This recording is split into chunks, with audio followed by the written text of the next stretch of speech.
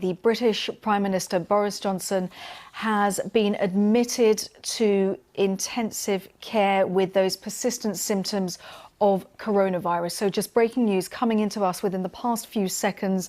The Prime Minister has been under the care of doctors in a hospital in London, and he is being now admitted into intensive care with those persistent symptoms of coronavirus. He has been in hospital since Sunday evening. We were expecting him to stay in the hospital for a second night in this hospital, St Thomas's Hospital. But we heard earlier on from his tweet that he was doing well, and we heard also from Dominic Raab earlier on that he was still very much in charge of what was happening. Now, Laura Kuenssberg, our political editor, joins me live on the line now. Laura, a very worrying development now about the British Prime Minister. Hello, Kasia. Yes, just in the last few minutes, we've had an official statement from Downing Street after very, very little information through the day. That at around 7 o'clock tonight, as I understand it, the Prime Minister was taken to intensive care. The statement makes clear that he, is receiving excellent care, and he wants to thank all the people at the NHS. But something important has changed in that he's now in intensive care rather than being looked after by medics, and he's felt it necessary to ask the Foreign Secretary, Dominic Raab, to deputise for him where needs be. Now, that's a completely different message to what we've heard in the last sort of 18 hours or so, where it was continually the Prime Minister's in touch, he's still in charge, everything is sort of almost as business as usual. Clearly now the Prime Minister being in intensive care changes everything. His condition, as I understand it, worsened over the course of this afternoon. He's still conscious, we're told, but he's been moved to intensive care as a precaution in case he requires ventilation as necessary to get through this illness.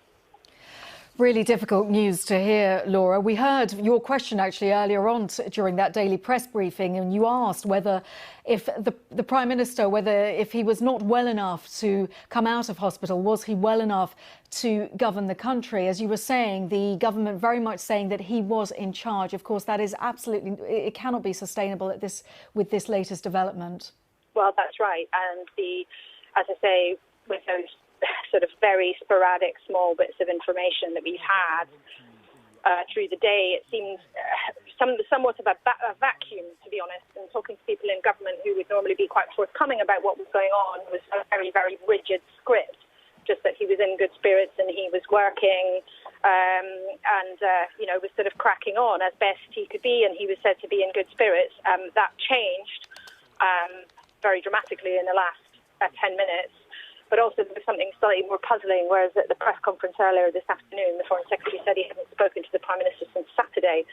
Now, that seemed strange, that seemed rather odd, given that Dominic Raab was meant to be taking charge of the Prime Minister, and the Prime Minister is continually in touch. Clearly, at that point, the situation was already getting worse. As we then latterly discovered just after 8 o'clock, the Prime Minister has in fact been moved to intensive care. Now, we know that from a spokesperson from Number 10 that the Prime Minister is receiving excellent care, and they want to pass on their thanks to all the NHS staff for their hard work and their dedication. And as you were saying, he's been in St Thomas's Hospital in London since Sunday evening. Of course, it's a very difficult situation given the seriousness of coronavirus itself. But in terms of the detail of his condition, we just simply don't know. We don't know, and we were told last night, about 24 hours ago, that he was just having routine tests now. But we've struggled to get Downing Street to tell us through the day what those tests were for. And we know that, it's been more than 10 days, 11 days that he's had persistent symptoms of coronavirus and high temperature and a persistent cough. All we know at the moment is that his condition worsened over the course of this afternoon. Therefore, this decision has been made as a precaution to him being in intensive care tonight. So clearly, it's a very serious situation for the Prime Minister of Downing Street, emphasising that this still is a precaution. But it's obviously a huge moment. I mean, when he was taken to hospital last night, that was obviously a real milestone in the way this whole crisis has unfolded. And, so many people who weren't right in the heart of government have been hit by this. But to have the Prime Minister in intensive care at a time when the country is trying to respond to an emergency, the government is trying to get through an emergency for the nation's health and the economy, it really is a worrying development. And I think something that will come as a surprise. I was talking to the cabinet ministers about this morning, and a couple of them sounded quite relaxed. One said, "Oh, I'm glad he's gone to go and have a proper rest. He's been a bit like an alpha male and refused to stop working." But this obviously is a very different situation now. Extremely different situation, Laura. We see, and you talk about him continuously working. Just 6 hours ago, I'm just on his Twitter feed, he was tweeting about the advice last night. On the advice of my doctor, Boris Johnson tweeted, "I went into hospital for some routine tests. I'm still experiencing coronavirus symptoms. I'm in good spirits and keeping in touch with my team as we work together to fight this virus and keep everyone safe." So only 6 hours ago was he very much keeping everybody up to date, as he has been over the few days when we initially heard about his symptoms with those little video messages that we're watching now from a couple of days ago. So very difficult now to understand that he is now in intensive care. For anybody just joining us, just to restate that Boris Johnson, the British Prime Minister, has been admitted into intensive care.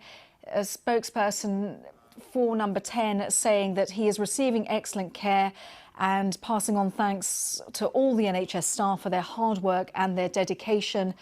But Laura, this for the United Kingdom, we heard the Queen making a statement to the nation just yesterday. This is a devastating blow. It's certainly a very sad turn in all of this, of course, and rather an unexpected one. And we will just have to see in the coming days. I mean, Downing Street is firm tonight. This has happened as a precaution. It doesn't, mean more than necessarily than they've said, that they've moved him in order that if he requires ventilation as his condition progresses, he's in the right place to do that. But it obviously is a very serious moment. And we don't know what comes next, other than the Prime Minister has asked Dominic Raab, the Foreign Secretary, actually to deputise for him, giving up any sort of pretense that he's somehow able to mind the shop when he's battling this illness. And we heard Dominic Raab take on this daily press statement that we're seeing every day now since lockdown. We're seeing these daily press conferences. Dominic Raab gave his today. I know you posed the first question in this daily press conference. He wants to show that the Prime Minister was very much in control. That situation will inevitably change. But Dominic Raab now, the man at the helm of the British government. Indeed, and for the time being, Dominic Raab, who has the official title, not just as Foreign Secretary, but as First Secretary of State now in the UK, that means someone's basically the sort of de facto deputy. They're like the official understudy. For him, obviously, this is also a huge moment. He already this morning chaired the government's coronavirus daily sort of emergency meeting that they've been holding every morning at 9:15.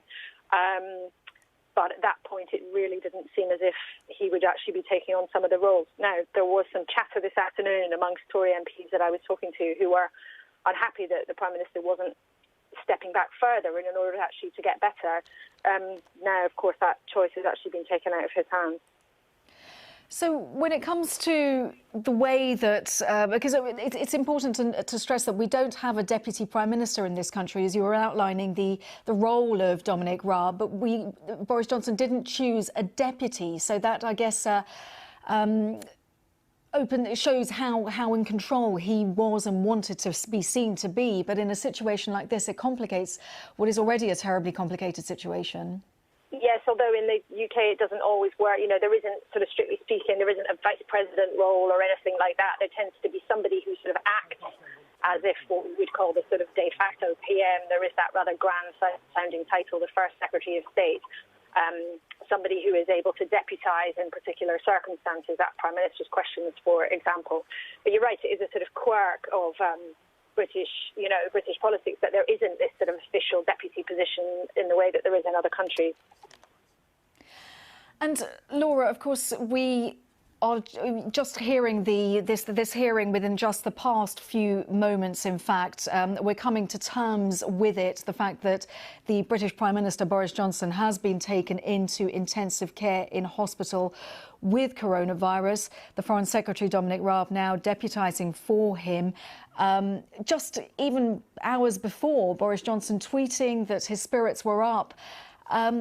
When it comes to what we know, it's very limited in terms of his condition. He wasn't looking fantastic during the Thursday night's clap for the NHS, and it sounds, well, he was. Some were saying that he wasn't looking great. He was looking a little bit tired, but he did come out and clap the care workers, the NHS workers, very much doing his part to keep morale up. Yes, and the Prime Minister was still popping up to try to sort of have a glimpse of being seen publicly. But as you say, it was perfectly clear in those brief glimpses that he had been struggling to shake this illness off, that he was working from an self-isolation in the flat in Downing Street, where he was chairing meetings by a video link. But now, staying at home in Downing Street with being looked after and trying to rest up there was clearly not enough for the way that the illness has progressed for him in the last few days. Laura Kuenssberg, our political editor, thank you so much.